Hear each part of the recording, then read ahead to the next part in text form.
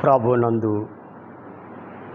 ప్రియమైన వారలారా, ప్రభు అయిన యేసుక్రీస్తు నామమున కృపా సమాధానములు కలుగును గాక. ఆమేన్. దేవుని యొక్క కృపను బట్టి పునర్ధాన కాలంలో మరొక ఆదివారమున 6వ ఆదివారమున ప్రభు సన్నిధానం ముందు చేరి ప్రభువును స్తుతించుచున్న వారమై ఉన్నాము. యేసు ప్రభువారు తిరిగి లేచిన తర్వాత 40 దినములు భూమి మీద సంచారం చేసి 11 మారులు ఆయా వారికి ప్రత్యక్షతలను కనబరుచుకొని 40వ దినమందున ప్రభు పరలోకమునకు ఆరోహణమై ఉన్నారు. అలాగనే సంగమ కూడా ప్రభువారు ఎలాగున మానవ శరీరముతో కొద్ది కాలమును జీవించారు. ఆ తర్వాత మహిమ శరీరము ధరించి మరికొన్ని దినాలు జీవించిన తర్వాత ప్రభు తన రాజ్యమునకు ఆరోహణమైనట్లు సంగమ కూడా లోకములో పుట్టిన మానవుడు క్రీస్తు ప్రభువారి యొక్క రక్తము చేత కడగబడి క్రైస్తవునిగా జీవించి పరిపూర్ణమైన సిద్ధపాటు కలిగి ఆయన రాకడ కాలములో సంగమ కూడా ఎత్తబడనై ఉన్నది. అనగా ఆయన రాకడ కాలములో మనందరము కూడా మరి ఈరోజే రాకడానికండి మనమందరము కూడా ప్రభు వస్తే ప్రభుతో కూడా కలిసి పరలోకానికి ఆరోహణమై వెళ్ళిపోతాం. ఎవరు ఆరోహణమై వెళ్ళిపోతారు అనంటే, ఎవరైతే క్రీస్తు రక్తము చేత కడగబడి పరిశుద్ధపరచబడి వధువ సంగముగా సిద్ధపడతారో అందరూ వెళ్ళలేరు. బస్సుకు అందరూ రెడీ అవుతారు, కానీ అందరు కూడా బస్సు ఎక్కరు. బస్సుకు తయారవ్వాలని అందరూ కూడా అనుకుంటారు, కానీ 10 గంటలకి మనం ఉండే ఏరియాకు బస్సు వస్తుంది. 10 గంటలకి బస్ స్టాప్ దగ్గరికి. కానీ అందరం కూడా ఆ బస్సుకి వెళ్ళాలని అనుకుంటాం. ఇందు ముందు కాలంలో కూడా పల్లెటూరులో మనం చూస్తే మరి రోజు వచ్చి ఒక బస్సే ఉండేది. ఉదయమో సాయంకాలమో ఒక్కసారే బస్సు ఉండేది. అందుకని ఎవరైనా పట్టణానికి వెళ్ళాలనుకుంటే ఏం చేసేవారు? అందరూ కూడా ఆ బస్సు కోసమే సిద్ధపడేవారు. కొంతమంది అందరూ కూడా బస్సుకి వెళ్ళాలనుకుంటారు. కొంతమంది చేస్తారంటే త్వరగా పనులు ముగించుకొని సిద్ధపడి వెళ్ళి 10 గంటల కంటే 9 గంటలకు వెళ్ళి బస్ స్టాప్లో కూర్చుంటారు. కొంతమంది పనులు హడావుడి వల్ల హడావుడిగా పనులు చేసుకొని తయారయ్యి బస్సు వచ్చే టయానికి అక్కడికి వెళ్తారు. వారు కూడా బస్సు ఎక్కగలరు. మరి కొంతమందికి ఇంట్లో పని అవ్వటం లేదు. పిల్లల్ని సర్దుకోవాలా, బట్టలు ఉతుక్కోవాలా, అన్నం కూడా చేసుకోవాలా, అన్నీ చేసుకున్నాం. కానీ ఇవన్నీ కూడా రెడీ అయ్యేసరికి 10 దాటింది. ఇప్పుడు రెడీగా ఉండామని వెళ్ళి బస్ స్టాప్కి వెళ్ళాం. బస్సు దొరుకుతుందా? ఏమండి, అందరూ కూడా ఆ బస్సు కోసమే తయారయ్యారు. ఎవరు బస్సు ఎక్కుతారు? ఏమండి, ఎవరు బస్సు ఎక్కుతారు చెప్పాలి? ఎవరైతే బస్సు వచ్చిన టయానికి అక్కడ ఉంటారో వారు మాత్రమే బస్సు ఎక్కుతారు. అంతేనా? నేను అబద్ధం చెబుతున్నానా? కనుక అందుకని యేసు ప్రభువు యొక్క రాకడ కూడా అందరి ఉద్దేశం ఒకటే. ఏంటి అందరి ఉద్దేశము? అందరికీ మోక్షం కావాలి, పరలోకము కావాలి. అందుకని ఈరోజు పరలోకానికి వెళ్ళడానికి అందరం కూడా సిద్ధపడతా ఉంటాం. ఆదివారాలు పాస్టర్ గారు చెబితే తెల్లవారు లేచి ప్రార్థన చేసుకోవటము, వాక్యం చదువుకోవటాలు, అలాగే కోటాలకు వెళ్ళటాలు, మరి దశమ భాగాలు ఇవ్వటాలు, అలాగే ప్రత్యేకమైన కానుకలు, ఇవన్నీ కూడా దేవుని రాజ్యము కొరకు మనము మరి ప్రయాసపడతా ఉంటాం. కానీ ప్రయాసపడిన వారందరూ కూడా రాకడకు ఎత్తబడలేరు. ఎందుకని? ఎవరైతే సిద్ధంగా ఉంటారో వారు మాత్రమే రాకడకి. సరే, మంచిది. ఈ రోజున యేసు ప్రభువు కూడా మానవుడిగా ఈ లోకానికి వచ్చారు. కొద్ది కాలం ఉన్నారు, ఆ తర్వాత పునరుద్ధరణై తిరిగి లేచి వచ్చారు. కొద్ది కాలము మానవుడి మధ్య ఉన్నారు, ఆ తర్వాత ఆయన పరలోకానికి ఆరోహణమైంది. సరే, మంచిది. ఈ రోజున ప్రభునందు ప్రియమైన వారలారా, ఈ 40 దినాలు కూడా ప్రభువు పునరుద్ధరణైన తర్వాత ఈ భూమి మీద జన్మించి సంచరించిన వారై ఉన్నారు. కాబట్టి ఈ పునరుద్ధానములో ఉన్న మరి శ్రేష్టమైన అంశాలను ఈ దినమున ధ్యానం చేసుకుందాం. అందుకని ఈరోజు ఒక వాక్య భాగమే ఒకటి విశ్వాసులైన వారికి ఉపయోగకరముగా ఉంటుంది, అలాగనే సేవకులైన వారికి కూడా ఇది ఒక వాక్య భాగము ఉపయోగకరముగా ఉంటుంది. ఎందుకంటే పునరుద్ధానము అనేది ఏమిటి, ఎలాగో జరిగింది అనే సంగతులన్నీ కూడా మన ముందు ఉంచబడుతున్నవి. అందుకని ఈరోజు ఒక చిన్న వాక్య భాగాన్ని ఎదురుపెట్టి ముందుకు వెళ్ళిపోతాను. అది ఏమిటంటే, బైబిలు అనే బ్యాగ్లో లేక సంచి, బైబిలు అనే సంచి,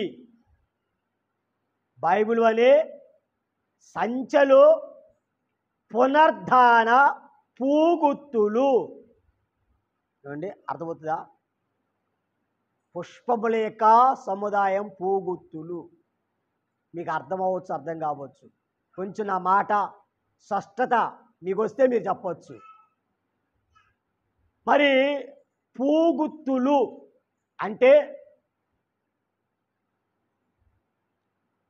కొన్ని పువ్వులు ఒక్కోటిగా ఉంటుంది. కొన్ని పువ్వులు గుత్తులుగా ఉంటాయి. ఇప్పుడు అర్థమై ఉండిద్ది మాట, నా మాట మీకు అర్థమై ఉండిద్ది. అనగా కొన్ని పువ్వులు ఒక్కోటిగా ఉంటవి, కొన్ని పుష్పాలు గుత్తులుగా ఉంటవి. అని ఈరోజు మనం నేర్చుకునే మాటలో బైబిల్ అనే సంచిలో పునరుద్ధాన పూగుత్తులు. అర్థమైంది నా మాట? సరే, ముందుకు వెళ్ళిపోదాం. ప్రభునందు ప్రియమైన వాళ్ళరా, బైబిలు అనే సంచ అనగా బ్యాగ్, బైబిల్ అనే బ్యాగులో ఉన్న పునర్ధాన పూగుత్తులు. అర్థమైందన్నమాట. ముందుకెళ్ళిపోతా. ఒక బాక్స్ లేక ఒక సంచి, ఒక బ్యాగ్ తెచ్చుకున్నామంటే ఆ బ్యాగ్లో మనకు కావాల్సినవి తెచ్చుకుంటాం. అవునా? ఆ బ్యాగ్ అందరి దగ్గర ఉండే బ్యాగులు అండి, అందరి దగ్గర బ్యాగులు అండి. మరి ప్రార్థనకు వస్తా బ్యాగులు తెచ్చుకున్నాం కాబట్టి మీ బ్యాగులు ఏమేమి ఉంటాయో చెబుతా తర్వాత.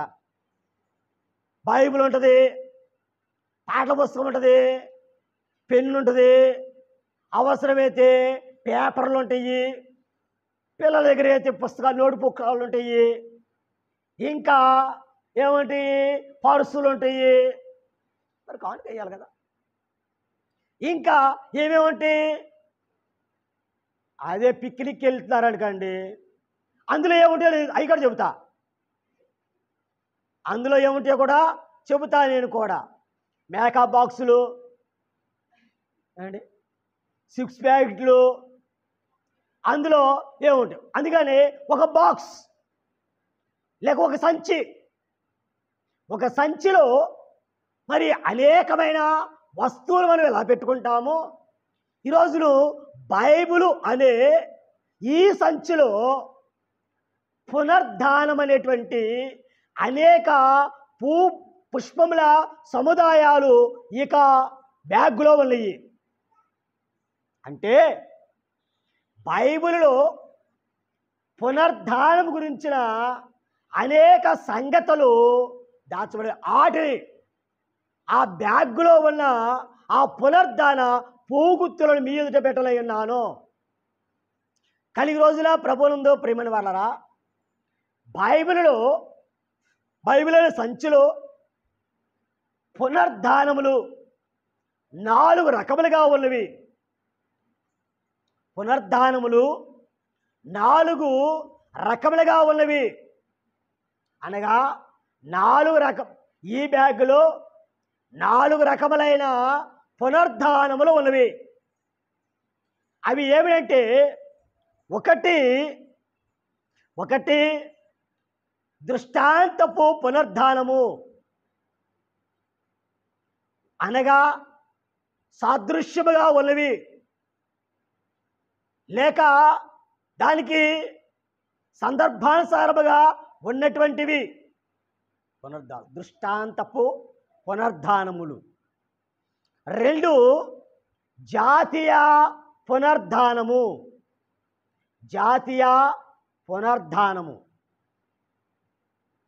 మూడవది ఆత్మీయ పునర్ధానము,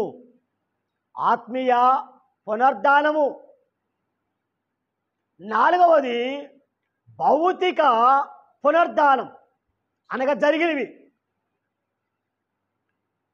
అసలు ఇంతకీ పునర్ధానం అంటే ఏమిటి? గత 40 దినాల నుంచి యేసుప్రభువు వారు లేచిన దగ్గర నుంచి ఈ 40 దినాల నుంచి ఈ పునర్ధానం గురించి నేర్చుకుంటున్నాం. ప్రభువునందు ప్రియమైన వాళ్ళరా, ఈరోజు బైబిల్లో 4 రకములైన పునర్ధానాలు ఉన్నవి. ఒకటి దృష్టాంతపు పునర్ధానములు అనగా సాదృశ్యముగా ఉన్న పునర్ధానము. 2 జాతీయ పునర్ధానము, 3 ఆత్మీయ పునర్ధానము, 4 భౌతిక పునర్ధానం అనగా జరిగినవి, వ్యక్తిగతంగా జరిగినటువంటివి భౌతికంగా. కానీ ఇటువంటి 4 రకములైన ఈ పునర్ధానాలు బైబిలు అనే సంచిలో దాచబడినవి. అందుకని ఒక్కొక్కటి కానీ మనం ధ్యానం చేసుకున్నట్లయితే ఈరోజు మొట్టమొదటిగా దృష్టాంతపు పునర్ధానములో అనేక విధాలైనటువంటి పునరుద్ధాలు మనకు కనబడుతున్నవి. మొట్టమొదటిగా మనం చూస్తున్న దృష్టాంతపు పునరుద్ధానం లేక సాదృశ్యముగా ఉన్న పునరుద్ధానము. అందులో మొట్టమొదటిగా హానోకు పునరుద్ధానము. హానోకు పునరుద్ధానము ఆదికాండము 5వ అధ్యాయము 24వ వచనము చదవద్దులండి. ఈ రోజున అన్ని రిఫరెన్స్లే మనకుంటాయి. కనుక ఆదాము మొదలుకొని 7వ వాడైనటువంటి హానోకు ఉన్నాడు. ఈ హానోకు దేవునితో నడిచాడు. దేవునితో నడిచిన తర్వాత ఆ తర్వాత లేకపోయానని రాయబడింది. అనగా మరి హానోకు పునరుద్ధానము పునరుద్ధానానికి సాదృశ్యముగా హానోకు పునరుద్ధానం ఉంది. హానోకుది ఆరోహణమని కూడా మరి చెబుతూ ఉంటాం. కనుక రెండవది ఒకటి హానోకు పునరుద్ధానము, రెండవది ఏలియా పునరుద్ధానము. ఇది కూడా ఏలియా ఆరోహణము. రాజుల 2వ గ్రంథము 2వ అధ్యాయము 11వ వచనము. రాజులు 2వ గ్రంథము 2వ అధ్యాయము 11వ వచనము. ఏలియా ఆరోహణము లేక ఏలియా పునరుత్థానము. కనుక దేవుడు ఏలియాను అతడు ఆరోహణమవుతారని చెప్పారు. ఏలియా రోషము కలిగిన ప్రవక్త పాతనున్న కాలంలో. ఇతడు దేవుని కొరకు నిలబడ్డాడు. ఆయన. అలాగే రోషము కలిగి ప్రార్థన చేశాడు. భూమి మీద వర్షము కురిగిపోతే 40 దినాలు ఆయన మోకాల్లో తలబెట్టి ప్రార్థన చేశాడు. ఆయన ప్రార్థన చేయగా ఆకాశం నుండి వర్షం కురిచింది 3.5 సంవత్సరాలు. అటువంటి ప్రవక్త ఏలియా. అలాగే ప్రవక్త ఒకరోజు ఇదిగో దేవుడు అతను తీసుకొని ఉన్నాడు అనే ఆ వార్త అందరికీ తెలిసిపోయింది. అందుకని అతని శిష్యుడు వెలుగుంటే ఏలియా యొక్క ఆరోహణం గురించి వచ్చే ఆదివారం నేర్చుకుందాం. మరి ఎక్కువ చెప్పట్లేదు కానీ మరి జస్ట్ అట్లాగా మరి మీకు అలా తెలియజేస్తున్నాను. వచ్చే వారం దేవుని చిత్తమైతే ఏలియా యొక్క ఆరోహణం గురించి ధ్యానం చేసుకుందాం. సరే, ఇలాగలా మరి ఏలియాను దేవుడు పరలోకానికి ఒక మేఘం వచ్చింది, ఆయన్ని కొనిపోయింది. కనుక ఇది కూడా ఒక సాదృశ్యంగా దృష్టాంతముగా ఉన్నది ఏలియా యొక్క పునరుత్థానము. తర్వాత మనం చూస్తే ఇస్సాకు యొక్క పునరుద్ధానం. అబ్రహాము కుమారుడైన ఇస్సాకు. హెబ్రీ పత్రిక 11వ అధ్యాయము 9వ వచనం. ఇస్సాకు పునరుద్ధానం. హెబ్రీ పత్రిక 11 పొందిన తర్వాత ఇంటికి వెళ్ళాక జాగ్రత్తగా చదువుకోండి, మీకు అర్థమవుతుంది. అనగా అబ్రహాము అన్నాడు, ఇస్సాకు నేను మృతులలో నుండి మరలా నేను సంపాదించుకున్నాను అని అబ్రహాము గారు చెబుతాడనమాట. అనగా మోరియా కొండ మీద తీసుకెళ్ళాడు ఇస్సాకుని బలి ఇవ్వటానికి. కానీ అక్కడ కట్టెలు సిద్ధం చేశాడు, అన్నిటిని ఏర్పాటు చేసి కత్తి పైకెత్తాడు. కత్తి పైకెత్తిన తర్వాత దేవుడు అన్నాడు, ఆగునాయన అన్నాడు.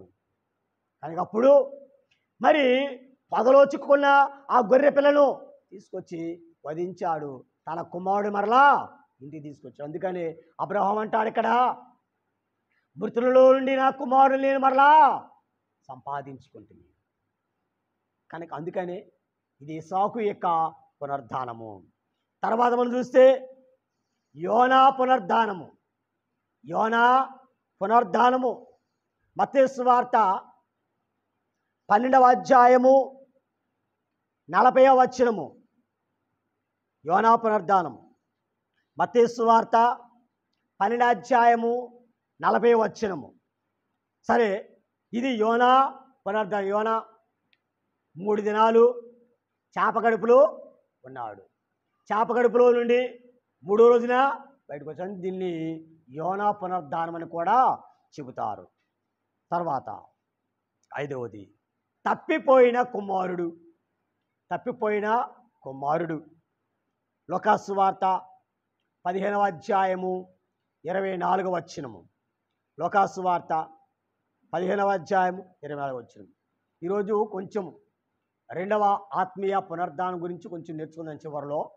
ప్రస్తుతానికి ఎన్ని కూడా మరి ఈ 4 అంశాలు క్లుప్తంగా చెబుతాను. మరి అంశాలు మాత్రమే చెబుతాను, వివరించను కానీ. సరే, ముందుకెళ్ళిపోదాం. తప్పిపోయిన కుమారుడు లూకాసు సువార్త 15వ అధ్యాయము 24వ వచనం. తర్వాత ఈ తప్పిపోయిన కుమారుడు కథ మీకు తెలుసు. 6వది లుస్త్రాలో పౌలు పునరుద్ధానం. లుస్త్రాలో పౌలు పునరుద్ధానం. ఇది కొంచెం ఆశ్చర్యంగా ఉంటుంది. పౌలు ఎప్పుడు చచ్చిపోయాడు, ఎప్పుడు బ్రతికిలేసి వచ్చాడు అని ఆశ్చర్యం ఉంటుంది. అందుకని అపోస్తల కార్యములు 14వ అధ్యాయము 19, 20 వచనాలు చూస్తే అక్కడ పౌలు గారిని లుస్త్రాలో ఆయన కొట్టి పడవేసేసారు. ఆయన చచ్చిపోయాడు అనుకుని బయటికి ఈడ్చుకుని వెళ్ళిపోయారు. చచ్చిపోయారనుకుని బయటికి ఈడ్చుకుని బయటికి వెళ్ళిపోయారు. అప్పుడు తర్వాత వారి స్నేహితులైన వారు వచ్చి ఆయన బ్రతికాడు, చచ్చిపోలా, ఆయన తీసుకెళ్ళిపోయాడు. దీన్ని ఏమన్నారంటే పౌలు యొక్క పునరుద్ధానం అంటారు. మీకు అర్థం కాదులేండి ఇది, అయినా కానీ మరి ముందుకెళ్ళిపోతా. 14 అపోస్తలుల 14వ అధ్యాయం 19, 20 వచనాలు. 7వది దృష్టాంతపు పునరుద్ధానములు. 7వది యోహాను. పద్మస్తీపములో ఉన్న యోహాను ప్రకటన గ్రంథము 1వ అధ్యాయము 17వ వచనము. అనగా ఆయన అంటాడు, నేను చచ్చిన వాడి వలె పడి ఉన్నాను. మరి ఆయన చూడగా నేను చచ్చిన వాడి వలె పడి ఉన్నాను. మరలా నీవు ఇక్కడికి ఎక్కిరా అని ప్రభువు పిలిచినట్లుగా మనం చూస్తున్నాం. అందుకని యోహాను, ప్రకటన గ్రంథం రాసిన యోహాను, ప్రకటన 1:17. ఇది దృష్టాంతపు పునరుద్ధానం. రెండవ భాగం మనం చూస్తే జాతీయ పునరుద్ధానము. జాతీయ పునరుద్ధానం అనగా దీనికి ఈ పునరుద్ధానము మరొక ఆశ్చర్యకరంగా ఉంటుంది. యెహెజ్కేలు గ్రంథము 37వ అధ్యాయం అంతా కూడా లోయలోని ఎముకలు. అక్కడ ఒక పేద లోయ ఉంది. ఆ లోయలో ఇశ్రాయేలీయులైన వారు చనిపోతే ఆ లోయలో వేశారు వారి శవాల్ని. ఆ లోయలో వేస్తాయి. మరి శవాలు కుళ్ళిపోయిన తర్వాత, ఎండిపోయిన తర్వాత ఎముకలు మిగిలిపోయినాయి. అలాగనే ఆ ఎముకలన్నీ కూడా ఒక లోయలో ఉన్నాయి. ఒకరోజు ప్రభువే యెహెజ్కేలుతో చెబుతున్నాడు. యెహెజ్కేలుతో దేవుని ఆత్మతో నిండుకొని ఆ ఎముకలు కలిగిన ఆ లోయలోనికి తీసుకెళ్ళి అక్కడ దించాడు. అక్కడ దించిన తర్వాత యెహెజ్కేలు అన్నాడు, నరపుత్రుడా, ఈ ఎముకలు బ్రతకగలవా అని అడుగుతున్నారు. ఏమండి, ఎముకలు బ్రతుకుతాయా? అవి కేవలము ఎండిపోయినాయి. ఎముకలు ఏమైపోయినాయి? ఎండిపోయిన ఎముకలు మరలా జీవం వచ్చిద్దా? మరలా మనుషులు అవుతారా? అవ్వదు. అందుకని ప్రవచన వ్యక్తి మాట్లాడు అని చెప్పినప్పుడు మరి యెహెజ్కేలు ఎప్పుడైతే దేవుని ఆత్మతో నింపబడి ప్రవచన వ్యక్తి, ఓ ఎండిపోయిన ఎముకలారా అని చెప్పి ప్రవచించారు. అప్పుడు గలగలగలగల శబ్దం చేస్తూ ఒక పెద్ద సమూహంలాగా ఇశ్రాయేలీయులందరూ కూడా ఆ ఎముకలు సజీవముగా అనేకులు లేచి వచ్చారు. ఇదే జాతీయ పునరుద్ధానం అన్నారు. ఎముకలు, లోయలోని ఎముకలు. మూడవ భాగంలో మనం వద్దాం. ఇందులో లోయలోని ఎముకలు జాతీయ పునరుద్ధానం. మూడవ భాగంలో ఆత్మీయ పునరుద్ధానము. ఆత్మీయ పునరుద్ధానం. ఇందులో రెండు ప్రత్యేకమైన పునరుద్ధానాలు ఉన్నాయి. ఆత్మీయ పునరుద్ధానములు అనగా ఒకటి విశ్వాసి పునరుద్ధానం. విశ్వాసి పునరుద్ధానం. రెండవది క్రొత్త జన్మముతో సమానమైన పునరుద్ధానం. క్రొత్త జన్మతో సమానమైన పునరుద్ధానం. అర్థం కాకపోయినా చెప్తానులేండి ఒక మాట. విశ్వాసి యొక్క పునరుద్ధానం ఒక్క వాక్యం చదువుకుందాం, మీరు చదవగలిగితే. హోషేయ గ్రంథము 6వ అధ్యాయము. హోషేయ గ్రంథము దొరికిద్దంటారా? హోషేయ గ్రంథము 747 అంట. 6వ అధ్యాయము 1వ వచనం నుండి 4వ వచనం వరకు చూద్దాము. మనము యెహోవా యొద్దకు మరలదము రండి, ఆయన మనల్ని చీల్చివేసెను, ఆయనే మనలను స్వస్థపరచును, ఆయన మనల్ని కొట్టెను, ఆయన మనలను బాగు చేయును, 2 దినములైన తర్వాత ఆయన మనలను బ్రతికించును.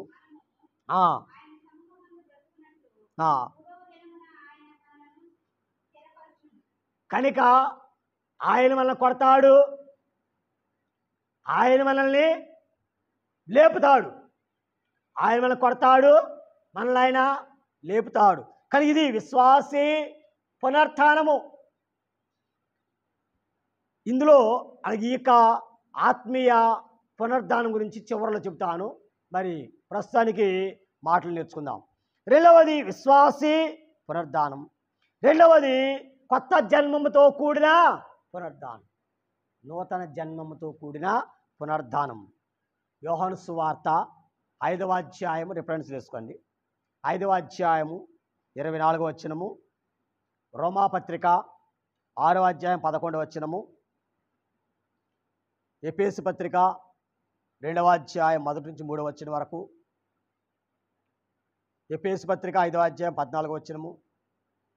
కొలస్సీ 2:12 కొత్త జన్మముతో కూడిన పునరుద్ధానము. సరే చెప్తానండి దీని గురించి, తర్వాత చెప్తాను,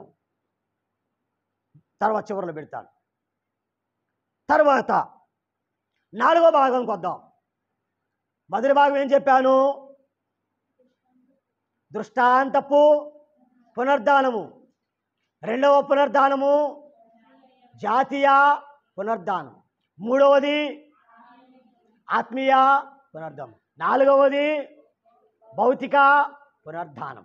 ఈ భౌతిక పునరుద్ధానంలో పాత నిబంధన కాలంలో కొన్ని ఉన్నాయి. పాత నిబంధన కాలంలో కొన్ని పునరుద్ధానాలు ఉన్నాయి. యేసు ప్రభువారు పునరుద్ధానకు ముందు కొన్ని పునరుద్ధానాలు ఉన్నాయి. పునరుద్ధానం తర్వాత మరికొన్ని పునరుద్ధానాలు ఉన్నాయి. ఆ తర్వాత జరగబోయేవి మరికొన్ని పునరుద్ధానాలు. 4 భాగాలు. ఈ భౌతిక పునరుద్ధానాల్లో 4 భాగాలు ఉన్నాయి. ఒకటి పాత నిబంధనలోని పునరుద్ధానాలు. అవేమిటి అని చూస్తే, ఒకటి సారేపతు విధవరాలి కుమారుడిని బ్రతికించడం. సారేపతు విధవరాలి కుమారుడిని బ్రతికించడం అనగా దైవజనుడు వెళ్ళాడు, చచ్చిపోయిన కుమారుడు చచ్చిపోయాడు కాబట్టి ఆ కుమారుడు దగ్గరికి వెళ్ళి అతన్ని బ్రతికించాడు. ఇది భౌతిక అంటే చచ్చిపోయిన వారిని బ్రతికించడం. ఇది బహిరంగము జరిగే కార్యక్రమాలు. రాజుల మొదటి గ్రంథము 17వ అధ్యాయము 17వ వచనం నుండి 22వ వచనం వరకు కూడా. తర్వాత రెండవది పాత నిబంధన కాలంలో ఉన్న పునరుద్ధానాలు. షూనేమీరాలు కుమారుడు బ్రతికించడం. షూనేమీరాలు ఆమె కుమారుడు బ్రతికించడం. రాజుల 2వ గ్రంథము 4వ అధ్యాయము 18వ వచనం నుండి 32వ వచనం వరకు. ఇంటికి వెళ్ళాక ఈ వాక్యాలను చదువుకోండి, అప్పుడు ఆ చరిత్ర మీకు తెలిసిద్ది. కానీ ఇవన్నీ కూడా పూగుత్తులు అనగా పునరుద్ధాన పూగుత్తులు. మరి పువ్వులన్నీ కూడా ఒక చోట కలిపి ఒక్కొక్క పువ్వు అయితే ఈజీ చెప్పుకుంటా. అన్ని ఒక మరి గుత్తులు గుత్తులుగా ఉన్నాయి ఈరోజు పువ్వులు. వాటన్ని విడదీయటం చాలా కష్టం. సరే, ఒకటి సారేపతి ఇతరాల కుమారుడిని బ్రతికించుట, 2 షూనేమిరాల కుమారుడిని బ్రతికించుట, 3 ఎలీషా కాలంలో ఒక సేవకుడు బ్రతుకుట. మనం చదువుకున్న వాక్యంలో ఎలీషా మరణించాడు. అంతకుముందు మరణించిన తర్వాత అనుకోకుండా యుద్ధం జరుగుతున్నప్పుడు ఒకని సైనికుని హడావుడి అడగా మరి ఎలీషా సమాధిలోకి లేక ఎలీషా ఉన్న సమాధిలోకి ఆ సేవకుడిని అందులో పడేశారు. ఎప్పుడైతే అందులో పడేశారో ఆ ఎలీషా యొక్క ఎముకలు తగిలి ఆ సేవకుడు బ్రతికొచ్చేసాడు. చూడండి ఎంత అద్భుతం ఏమండి. అక్కడ దైవజనుడు మరి ఎముకలని దైవజనుడి శరీరం ఉంది. ఆ శరీరం మీద పడినటువంటి ఒక సేవకుడు చచ్చిపోతే పడేసి వెళ్ళిపోతే ఆ యొక్క సేవకుడు బ్రతికొచ్చేసాడు. చూడండి ఎంత అద్భుతం.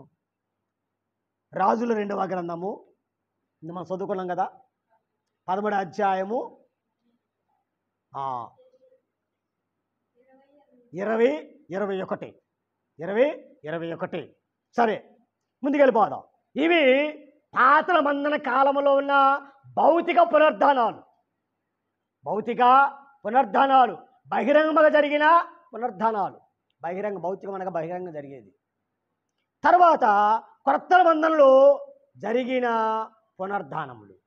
ఇది యేసు పునరుద్ధానం ముందు జరిగినవి. అవి ఏమిటి? 1 యాయీరు కుమార్తె బ్రతికించబడుట.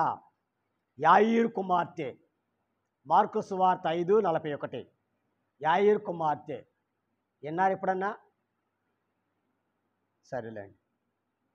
2వది నాయీను విధవరాలి కుమారుడు బ్రతికించడం. యేసయ్య బ్రతికించాడు. ఒక విధవరాలి కుమారుడిని యేసు ప్రభు నాయీను విధవరాలి కుమారుని బ్రతికించడం. లోకాసు వార్త 7వ అధ్యాయము 14. నాయీను విధవరాలి కుమారుడిని బ్రతికించడం. లోక 7:14. తర్వాత ఇది తెలుసులేండి, ఇది తెలుసు. యేసు ప్రభు ఇంకెవరు బ్రతికించాడు? ఇది అందరూ బాగా తెలుసు కదా. లాజరును బ్రతికించడం. యోహాను సువార్త 11వ అధ్యాయము 38 నుండి 44 వరకు లాజరు బ్రతికించుట. తర్వాత 4వది శిలువ కాలములో సమాధిలో ఉన్నవారు బ్రతికించబడటం. యేసు ప్రభువు చనిపోయినప్పుడు మరి భూకంపం వచ్చింది, సమాధులు తెరబడి అనేకమైన శరీరాలు లేపబడి. అవునా? మంచి శుక్రవారం రోజు నేర్చుకుంటాం కదా. సరే, మత్తయి సువార్త 27వ అధ్యాయము 52-53. మత్తయి సువార్త 27వ అధ్యాయము 52-53. ఇవి యేసు ప్రభువు పునరుద్ధానం ముందు జరిగిన పునరుద్ధానాలు, భౌతిక లేక బహిరంగంగా జరిగిన పునరుద్ధానాలు. తర్వాత పునరుద్ధానం తర్వాత జరిగినటువంటి బహిరంగ పునరుద్ధానాలు అనగా యేసు ప్రభు పునరుద్ధానం లేచిన తర్వాత. ఒకటి ద్వారకా బ్రతికించబడటం. అపోస్తల కార్యములు 9వ అధ్యాయము 36 నుండి 42 వరకు కూడా. 36 నుండి 42 అపోస్తల కార్యం 9వ అధ్యాయం ద్వారకా. తర్వాత 2వది ఐతుకు అనే వ్యక్తిని మరి పౌలు గారి ప్రసంగం చేస్తున్నాడు. ఒక మేడగదెక్కి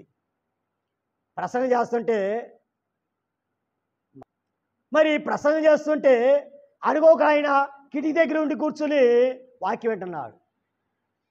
నిద్రబాత ప్రభావం పడ్డాడు, కిందకి పడిపోయి చచ్చిపోయాడు. ఆయన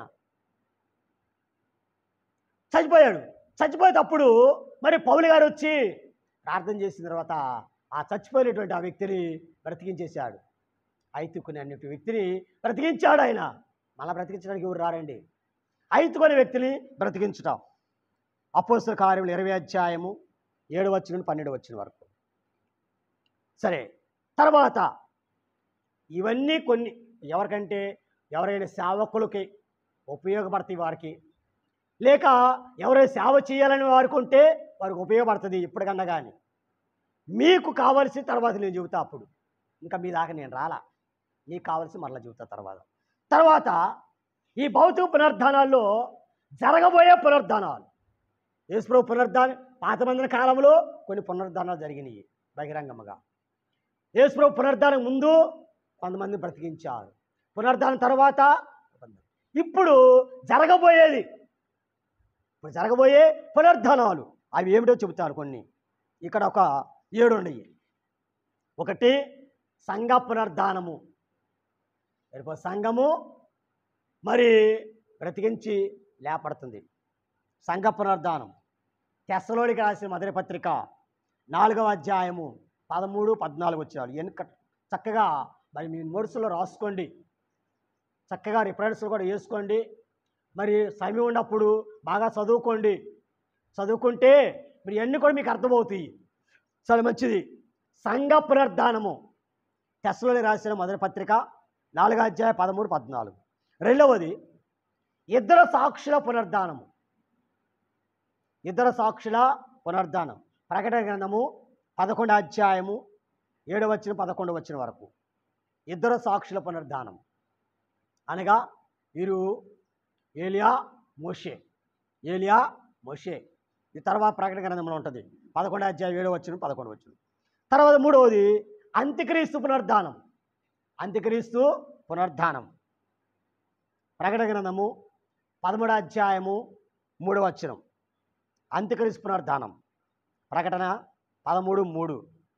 తర్వాత నాలుగవది పరిశుద్ధుల పునరుద్ధానం. ప్రకటన 24. ప్రకటన 24. సరే, తర్వాత చివరిగా ఐదవది సర్వకాల పాపుల పునరుద్ధానం. అనగా అంత్యకాల పునరుద్ధానం. ప్రకటన 25. ఇవన్నీ కూడా భౌతిక పునరుద్ధానములోని పునరుద్ధానాలు, అంటే బహిరంగముగా జరిగిన పునరుద్ధానం. రేపు జరగబోయే పునరుద్ధానాలు, జరిగిన పునరుద్ధానాలు, జరగబోయే పునరుద్ధానం. రేపు సంఘము మరి బైబిల్లో ఏముంది? అక్కడ మృతులైన వారు మొదట లేపడతారు, ఆమె సజీవులైన వారు రెప్పవాట్లో మార్పు చెంది. అనగా ఇది జరగబోతున్న రాకడ కాలంలో జరగబోయే పునరుద్ధానం. చచ్చిపోయిన వారందరూ కూడా బ్రతికి వస్తారు. ఆ తర్వాత మనం చూస్తే ఇద్దరు సాక్షులు, ప్రకటన గ్రంథంలో ఇద్దరు సాక్షులు వస్తారు. అనగా 2 ఒలీవ మొక్కలను రాయబడుతుంది. కానీ అక్కడ ఇద్దరిని తీసుకొస్తారు. వారు సావు లేకుండా వెళ్ళిపోయారు. ఆ తర్వాత వారు భూమి మీదకి వచ్చిన వారిని మరి హింసలు పెడతారు, వారు చంపేస్తారనుకుంటారు. కానీ ఒక పొడి నేల మీద వారు పడేసేసి వెళ్ళిపోతారు. కానీ వారు వెళ్ళి సంతోషిస్తున్నప్పుడు వారు వెళ్ళిన తర్వాత వారు లేచి మరి దులుపుకొని ప్రభు రాజ్యానికి వెళ్ళిపోతారంట. ఇద్దరు సాక్షుల పునరుద్ధానము. అలాగనే మూడవది అంత్యక్రీస్తు పునరుద్ధానం. అంత్యక్రీస్తు కూడా ఇప్పుడు కాలంలో మట్టులేని గోతులో పడవేస్తారు. తర్వాత వాడిని బయట తీసుకొస్తాడు. కానీ వాడిని కూడా బ్రతికిస్తాడు దేవుడు. తర్వాత పరిశుద్ధుల పునరుద్ధానము. 7 ఏళ్ల కాలంలో అనేక మంది కూడా చనిపోయినప్పుడు వారిని దేవుడు మరలా బ్రతికిస్తాడు. ఆ తర్వాత సర్వకాల పాపుల అంత్యకాల తీర్పు. దేవుడు మరి చివరి తీర్పు దినమందున చనిపోయిన వారందరూ కూడా బ్రతికిస్తారు. బ్రతికించిన వారే వారి యొక్క మరి తలంతో చొప్పున వారి క్రియల చొప్పున వారి ప్రతిఫలం ఇప్పుడు తీర్పు ఉంటుంది. అంత్య తీర్పు దినమున మరి చనిపోయిన వారందరూ కూడా బ్రతికించబడతారు. సజీవులు పక్కనుంటారు, మృతులైన వారు కూడా. అప్పుడు అంత్య తీర్పు జరుగుతుంది. సరే ప్రభువునందు పిల్లరా, చివరిగా మనము మరి ఈ పునరుద్ధానాల్లో ఆత్మీయ పునరుద్ధానం గురించి కొన్ని విషయాలు నేర్చుకుందాం. ఆత్మీయ పునరుద్ధానంలో ఉన్న కొన్ని విషయాలు ఇది మనకు అర్థం కావటానికి. ఇంతవరకు కూడా ఇవి మీకు అర్థం కావు, ఇవన్నీ మీకు అయినా అర్థం కాకపోయినా ఈ రోజున ఆత్మీయ పునరుద్ధానం. అసలు పునరుద్ధానం అంటే ఏం చెప్పాను? పునరుద్ధానం అంటే ఏం చెప్పానండి? తిరిగి లేచుట. అనగా ఆత్మీయ పునరుద్ధానం అంటే ఏమిటంటే కొన్ని మాటలు చెబుతాను ఇక్కడ కూడా. అది ఏమిటంటే, ఒకటి నూతన పరచబడుట. నూతన పరచబడుట అనగా మారు మనస్సు పొందుట, మన మనస్సును మార్చుకొనుటయే పునరుద్ధానం. మన జీవితము మారడమే పునరుద్ధానం. చెప్తా. రెండవది నూతన మనస్సు కలిగి ఉండుట. ఒకటి మారు మనస్సు పొందటం, రెండవది మనస్సు నూతనపరుచుకోవడం. మన మనస్సును నూతనపరుచుకోవడమే పునరుద్ధానము. మూడవది నూతన శక్తిని పొందటం. నూతన శక్తిని పొందటమే పునరుద్ధానం. నాలుగవది నూతన సృష్టిగా మారటం. నూతన సృష్టిగా మారటం. 5 నూతన రాజ్యములకు సిద్ధపడుట. నూతన రాజ్యములకు సిద్ధపడుట. ఇదే ఆత్మీయ పునరుద్ధానము. ప్రభునందు ప్రియమైన వాళ్ళరా, ఈరోజు మన దగ్గర వద్దాం. మనం అందరం కూడా ఏమనుకున్నా, నేను మారాను అంటున్నా. ఏం మారారు? నేను మారాను అన్నారు. ఏం మారావు? ఇల్లు మారారా? ఉద్యోగం మారారా? సంఘం మారారా? ఏమండి, ఏం మారారు? ఆత్మీయ పునరుద్ధానం అనగా ఏం మారాలి? మారాలి, నీ మనసే మారాలి అని పాడతారు. కానీ ఏం మారాలి? నీ మనస్సు మారాలి. కొంతమంది ఏం చేస్తామంటే, నేను మారానని మారామేస్తున్నారు. నేను మారాను. ఏం మారారు అంటే, ఇంతకుముందు ప్రార్థనకి వెళ్ళలేదు, ఇప్పుడు ప్రార్థనకి వస్తున్నారు. అంతేనా? ప్రభువునందు ప్రేరణ. అందుకనే మన సమాధి అనేది మన జీవితం ఒక మరణం వంటిది. సమాధి ఒక మరణం వంటిది మన జీవితము. కానీ ఆ సమాధిలో నుండి తిరిగి లేచొచ్చుడియే పునరుద్ధానం. ఈరోజు ఆత్మీయ పునరుద్ధానములో మనము కూడా సమాధి వంటి పాత జీవితము, పాపాలనేవి మనలో పోగు చేసుకుంటే మన జీవితం సమాధి. కనుక మనము ఎక్కడ ఉండాలి? సమాధిలో ఉండకూడదు. కానీ ఎక్కడ ఉండాలి? పునరుద్ధానం తిరిగి లేవాలి. అందుకని కొంతమంది అంటారు, బయట అబద్ధాలు ఆడరు, బయట మోసం చేయరు. ఈ మధ్య దేవాలయంలో అబద్ధాలు ఎక్కువ, దేవాలయంలో మోసాలు ఎక్కువ, దేవాలయంలోనే అనేక అక్రమాలు ఎక్కువ. ఏమండి, ఒక పాపం చేస్తా, ఆ పాపాన్ని కప్పివేసుకుంటాం, మేము కవర్ చేసుకుంటాం. ఏం చేసుకుంటారు? పాపాలని కవర్ చేసుకుంటాం. కానీ నేను వాటిని మారం. ఏం చేసుకుంటా? కవర్ చేసుకుంటా, కప్పివేసుకుంటా. కానీ నీ జీవితాన్ని మాత్రం మార్చుకోవే. గమనించండి, ఈ రోజున మనం చేసే పాపాలని, ఏమండి, పాస్టర్ గారి దగ్గర ఏదైనా మార్కులు సంపాదించుకొచ్చేవేమో, ఏదో చెప్పి తప్పుకొచ్చేవేమో, కానీ ఎక్కడ తప్పుకోలేవు. జాగ్రత్త, దేవుని దగ్గర నుంచి నీవు తప్పుకోలేవు. కానీ నువ్వేం చేస్తున్నావు? ఇంకా పాస్టర్ గారిని నీవు అడగపోవచ్చు, లేకపోతే ఇంకోరిని అడగపోవచ్చు, ఒకరిని నీ భర్త నిన్ను ఏం అడగపోవచ్చు, లేక భార్య నిన్ను ఏం అడగపోవచ్చు. కానీ నువ్వు చేసిన పాపాన్ని నువ్వు కప్పు పెట్టుకున్నావు అనుకండి, అది సమాధి. అదేంటండి? సమాధి. ఆ సమాధి ఏం చేస్తుంది? కంపు కొడుతుంది. సమాధి దుర్వాసన వస్తుంది. అందుకని బైబిల్ గ్రంథములో రాయబడింది, బొక్కావాలి తైలములో సచ్చిలి ఈగలు పడితే అది కంపు కొడుతుందంట. ఈ రోజున మన జీవితంలో, మన హృదయంలో ఒక్క పాపం ఏగబడినా కానీ మన హృదయం అంతా ఏమవుతుంది? దుర్వాసన. ఏ వాసన అండి? దుర్వాసన మన హృదయం అంతా. అందుకని సమాధి అంటేనే దుర్వాసన. సమాధి దుర్వాసన. లాజరు సమాధి దగ్గరికి వెళ్ళారు. అందరూ ఏమంటున్నారు అక్కడ? బండ తీయండి అయ్యా, ఆ రాయి తీయండి అంటే ఏమన్నారయ్యా? ఇప్పుడుగా సరిపోయి 4 దినాలు అయింది, వాసన వస్తుంది, వాసన వస్తుంది, మేము తీలేమయ్యా అన్నారు. ఎందుకని? సమాధిలో మరి లాజరు యొక్క శరీరం ఏమైపోయింది? కుళ్ళిపోయింది. ఏమండి? కుళ్ళిపోయి ఈగలు ముసురుతుంటే ఆ అరటిపండు తింటారా? ఏమండి? శుభ్రంగా ఏ రోజుకు రోజు బాటిల్ శుభ్రం కడిగి మంచినీళ్ళు బట్టి అక్కడ పెడుతుంటేనే ఎప్పుడు బట్టి నీళ్ళు అయ్యామో మేము ఇంటికి దిగురించి తెచ్చుకుంటున్నాం అంటున్నారా అంట.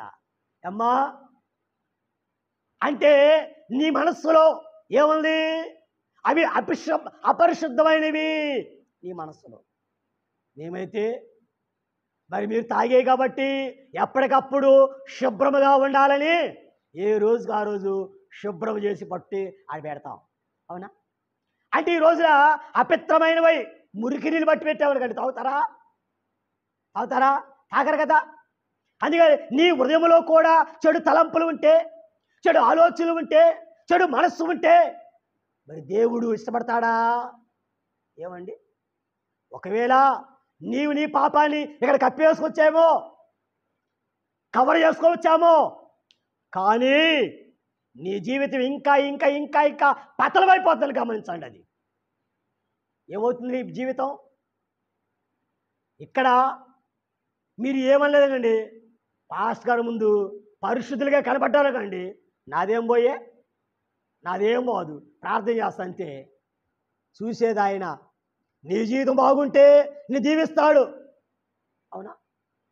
నీ హృదయం బాగుంటే ఆయన హృదయంలోకి ఆయన వస్తాడు. అందుకని ఆత్మీయమైన పునరుద్ధానము ఈరోజు నేను కలిగి ఉండాలా. కలిగి ఈ జీవితం నీకు లేకపోతే, ఈ జీవితం నీకు లేకపోతే నువ్వు చచ్చిన వాడి కింద లెక్క. ఎవరండి మనము? చచ్చిన వారమే. అందుకని ఒక దినమన్నా ఒక చిన్న మాట చెప్పి ముగించేస్తా. ఒక దినము యేసు ప్రభువారు గెరాసేలు దేశంలో కూడా వెళ్తున్నాడు. ఆయన గెరాసేలు దేశంలో కూడా వెళ్తున్నాడు ఆయన. మరి వెళుతూ ఉండగా అక్కడ ఒక సమాధుల దొడ్డు ఉంది. సమాధుల దొడ్డి. ఆ సమాధుల దొడ్డులో ఒకడు దయ్యం బట్టి సంఖ్యలతో బంధించబడి అతడు రాళ్ళు తీసుకొని తను తాను గాయం చేసుకుంటూ వచ్చేపోయే వారందరూ కూడా రాళ్ళు కొట్టి భయంకరంగా హింసిస్తున్నాడు ఆయన. అందుకని ఆయనకి సంఖ్యలు వేసేసారు. అతను ఎవరు కూడా సాధు చేయలేకపోతున్నారు. కనుక అందరినీ బాధిస్తున్నాడు ఆయన. ఆ దారి కూడా ఎవరు కూడా వెళ్ళలేకపోతున్నారు. అక్కడే అతడు నాదే రాజ్యం అనుకుంటాడు. ఇక ఆ సమాధులు దొడ్డి నిధిలయ్యా, ఎవరు కాదన్నారు. కనుక నాదే రాజ్యం అనుకున్నాడు. అనుకోండి, యేసు వారు ఆ దారి కొండ వెళ్తున్నాడు. వెళుతుంటే దూరం నుండి చూచాడు ఆయన. నజరేయుడైన యేసు, నాతో నీకేం పని? యేసు, నాతో నీకేం పని అని అరిచాడు. ఊరకొండమన్నాడు. దగ్గరికి వెళ్ళిన తర్వాత మరి అతనిలో ఉన్న దయ్యాల్ని, మరి కథ మీకు తెలిసింది. కానీ దయ్యాల్ని వెళ్ళగొట్టేశాడు. ఆ దయ్యాలు కూడా వేడుకొని అంట.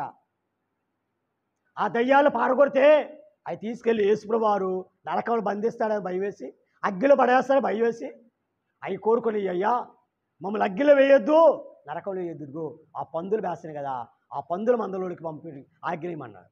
సరే దేవుడు ఆగ్రహించాడు. ఆ తర్వాత ఒక్క మాట చదువుకుందాం. లోకాసు సువార్త 8వ అధ్యాయము 35వ వచనం నుండి. లోకాసు సువార్త 8:35. జనులు ఆ, ఆ, అవును. ఇక్కడ చూడండి, మరి ఆత్మీయ పునరుద్ధానం అంటే ఏంటో చెప్తాను ఇప్పుడు. ఉమ్.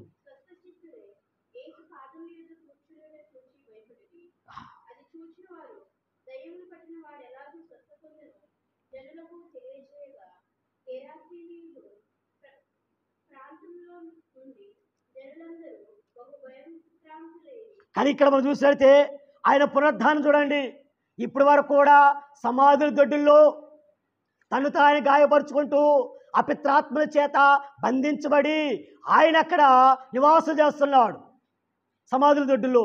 కానీ ఇప్పుడు ఆయనలో ఎప్పుడైతే ఆ దయ్యాలు, ఆ సేన దయ్యాలు వెళ్ళిపోయినాయో అప్పుడు ఆయన అంటే ఏం చేస్తున్నాడు, అతడు బట్టలు వదిలిపోయిన మనుష్యుడు బట్టలు కట్టుకొని ఏం చేస్తున్నాడు ఇప్పుడు, బట్టలు కట్టుకొని అనగా నూతన హృదయాన్ని ధరించుకొని ఆత్మీయమైన స్వస్థతను అందుకొని తర్వాత స్వస్థసిక్తుడై యేసు పాదముల యొద్ద కూర్చుండెను. చాలు వద్దు. ఏం చేశాడండి ఆయన బాగుపడ్డాడు. బాగుపడిన తర్వాత బట్టలు అనగా నూతన వస్త్రాలను ధరించుకున్నాడు. నూతన వస్త్రాలు ధరించుకొని స్వస్థత పొంది ఆయన పాదాల దగ్గర కూర్చున్నాడు. ఇదే ఆత్మీయమైన పునరుద్ధానము. ఈ రోజున ప్రభువునందు పిల్లరా, మరి నీ జీవితము మారకపోతే పునరుద్ధానం ఉందా? నీ మనస్సు మారకపోతే పునరుద్ధానం ఉందా? లేకపోతే ఈ రోజున నీ పాపాలు పోకపోతే పునరుద్ధానం ఉందా? అందుకే ఈ రోజున అతడు ఏం చేశాడు, అతనిలో ఉన్న దయ్యము తొలగిపోయింది, దయ్యాలు తొలగిపోయినవి. ఇప్పుడు నూతన వస్త్రాన్ని ధరించుకున్నట్లుగా ఈరోజు నీవు నేను కూడా ఏం ధరించుకోవాలి, నూతన హృదయాన్ని ధరించుకోవాలి. మారు మనస్సు అని వస్త్రాన్ని ధరించుకోవాలి. ఈ మారు మనస్సు లేకపోతే ప్రభు దగ్గర నీవు మారు మనసు లేకపోతే నీ జీవితము సమాధిలో దొడ్డే. ఏంటంటే అది సమాధిలో ఉంటారా, ప్రభు పాదాల దగ్గర కూర్చుంటారా? ఏమండి, ఎక్కడ కూర్చోవడం మీకు ఇష్టమో? ఏది బాగుంటుంది? సమాధుల దొడ్డి బాగుంటుందా? యేసయ్య పాదాలు బాగుంటాయా? ఎక్కడ కూర్చుంటారు? వద్దులే అండి, ఆయనకి అలవాటు అయింది అక్కడ. ఎక్కడ? సమాధుల దొడ్డి. అది అలవాటు అయిపోయింది. కానీ మనకు కూడా ఏం అలవాటు? అబద్ధాలు మానుకోలేని అలవాటు, మోసం చేసే అలవాటు మానుకోలేం. ఏమండి, మనలో పాపాలు ఒప్పుకోవడము నాకు అలవాటు లేదు. ఎక్కడ ఉంటారు? ఇంకక్కడే ఉంటారా? సమాధిలోనే ఉంటారా? ఈ రోజున సమాధిలో నుండి బయటకు వస్తారా? గమనించండి, ఈ రోజునే సమాధిలో నుంచి బయటకు వస్తే ఇప్పుడే దేవుడు నీకు సంపూర్ణమైన పునరుద్ధానం కలుగు చేయను గాక. కనుక ఇంకెంతకాలం దేవుని మోసం చేద్దాం? ఇంకెంతకాలం సమాధిలో ఉందాం? ఎంతకాలం ఈ పాపంలో జీవిద్దాం? అందుకని ఈ సేనా దయ్యం పట్టిన వాడే సమాధుల తోటి దగ్గర నుంచి ఎక్కడి వరకు వచ్చాడైనా? యేసు పాదాల దగ్గరికి వచ్చాడు. ఎక్కడికి వచ్చాడండి? యేసు పాదాల దగ్గరికి వచ్చాడు. కానీ ఈ రోజున మరి నీవు నేను కూడా ఎక్కడ రావాలి? యేసయ్య పాదాల దగ్గరికి రావాలి. ఎక్కడ రావాలండి? యేసయ్య పాదాల దగ్గరికి రావాలి. సమాధి ఇక మంది కాదు. సమాధిలో ఎవరు లేరు? యేసయ్య లేడు. ఉన్నాడా? ఈ రోజున మనం చెప్పాలా, నేను సమాధిలో లేను అని చెప్పాలి. ఏమని చెబుతారు? చెబుతారా? చెప్పలేం. ఎందుకని? సమాధి ఆ మురుగు కంపే మనకిష్టం. ఏమండి, ఆ కంపే మనకి ఇంపు. ఎందుకంటే ఆ కంపు, ఇంకా ఆ కంపులో ఉంటే రోగాలు వస్తాయి, జబ్బులు వస్తాయి. అందుకని ఆ కంపుని తొలగించేసి ప్రభు యొక్క పూగుత్తులతో సమానమైన ఆ సుగంధ ద్రవ్యాల దగ్గరికి రండి. యేసయ్య పాదాల దగ్గర రండి. అక్కడేముంది? సువాసన ఉంది, మంచి సువాసన ఉంది. ఎక్కడ? యేసయ్య పాదాల దగ్గర. అందుకని ఈ ఆత్మీయ పునరుద్ధానములో మరి యేసయ్యే ఒక పోగుత్తులు, పునరుద్ధాన పోగుత్తులతో సమానుడు ఆయన. కానీ ఈ రోజున ఆత్మీయ పునరుద్ధానములో ఈరోజు మనము నూతన మారు మనస్సు లేక నూతన హృదయమును సంపాదించుకోవాలి. అలాగనే నూతన మనస్సును సంపాదించుకోవాలి, నూతన శక్తిని సంపాదించుకోవాలి. నూతన శక్తి అంటే పరిశుద్ధాత్మను పొందుకోవాలి, పరిశుద్ధాత్మను పొందుకోవాలి. ఆ తర్వాత నూతన సృష్టిగా మారాలి. ఇంతకుముందు పాత సృష్టిగా ఉన్న ఈ రోజున నూతన సృష్టి ఏంటి? ఈరోజు ఏమి ఒక కొత్తగా ఉంది ఏంటి? ఏంటి కొత్త?